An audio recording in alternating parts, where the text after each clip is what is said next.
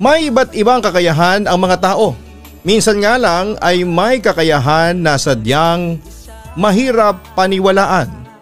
Kaya ang akala natin ay gawa-gawa lamang nila ang mga bagay na hindi po natin nakikita at nararamdaman.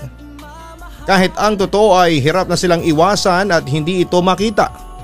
Dear Papa Dudut, tawagin niyo na lamang po ako sa pangalan na Gary, 38 years old at isang loyal listener ng inyong YouTube channel dito sa Cotabato.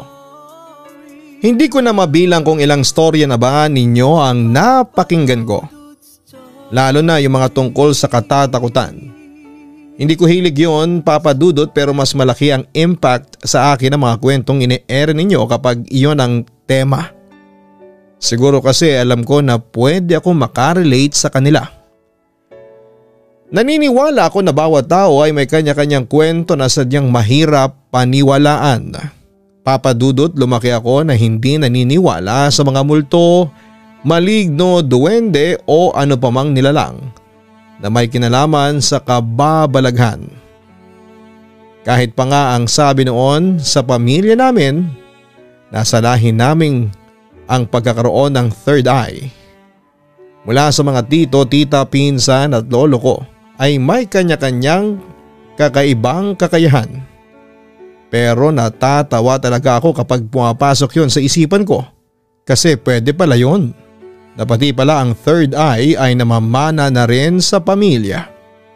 Espesyal na kakayahan ba talaga yon o pwedeng sakit na?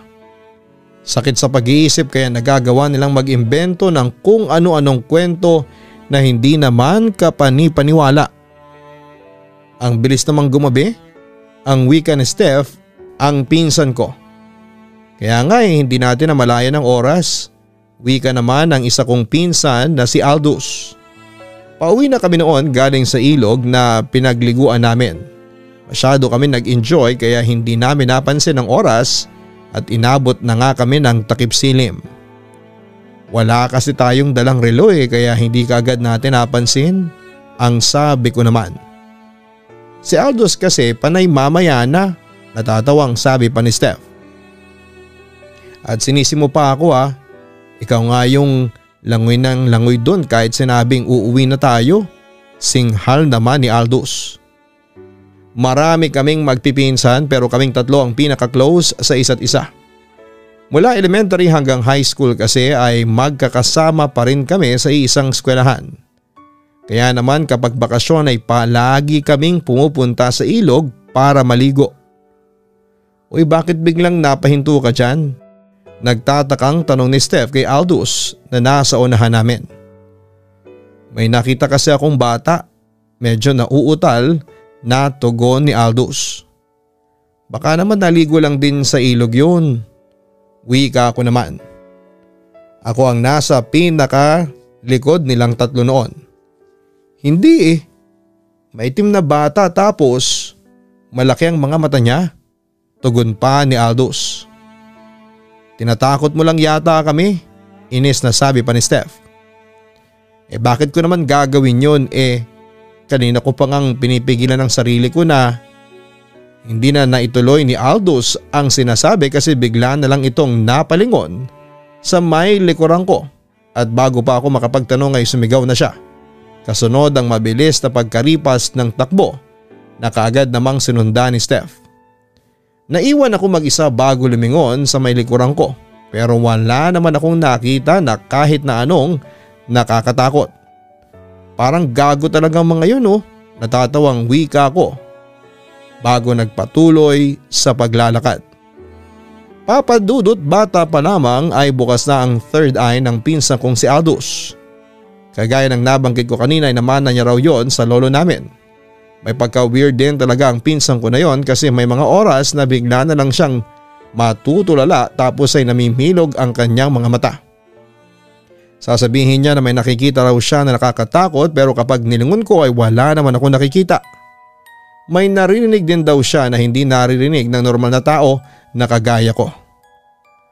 Aldous, curious lang ako. Anong feeling ng nakakakita ng multo? Tanong ko kay Aldous.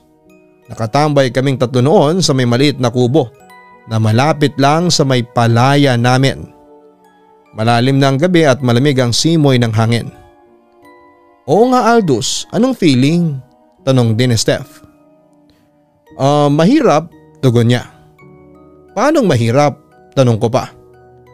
Mahirap kasi may mga oras na hindi ko na alam kung totoo pa ba yung nakikita ko o namamalikmata na lamang ako.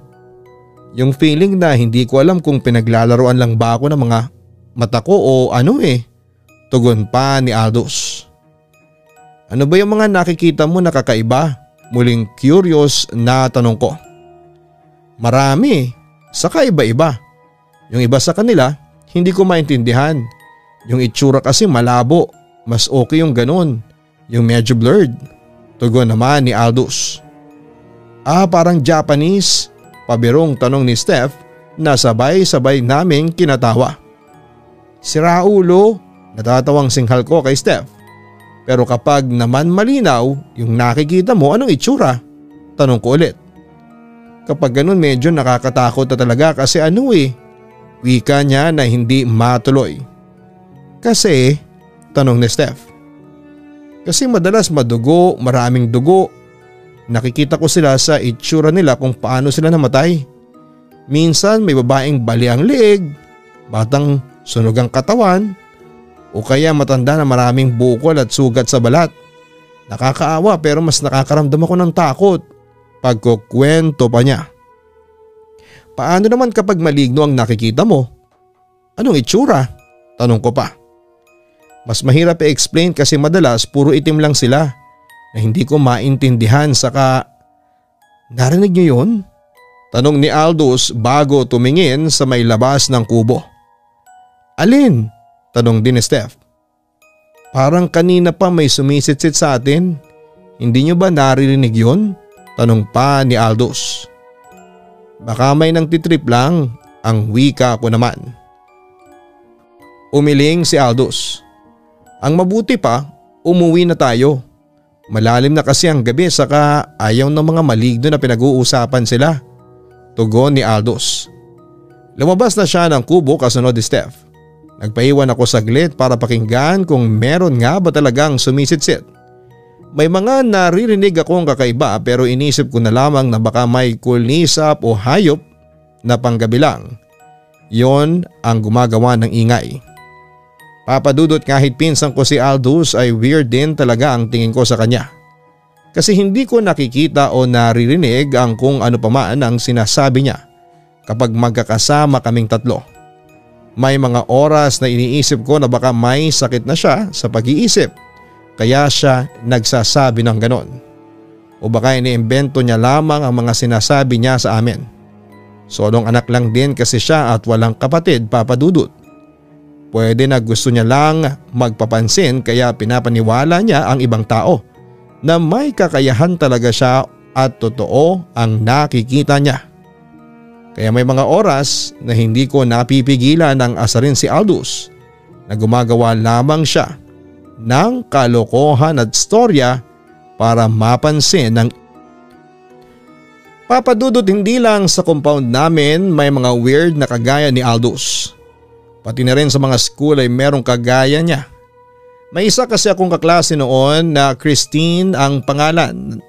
At palagi siyang nagwawala sa school dahil sinasapian daw ng masamang duwende.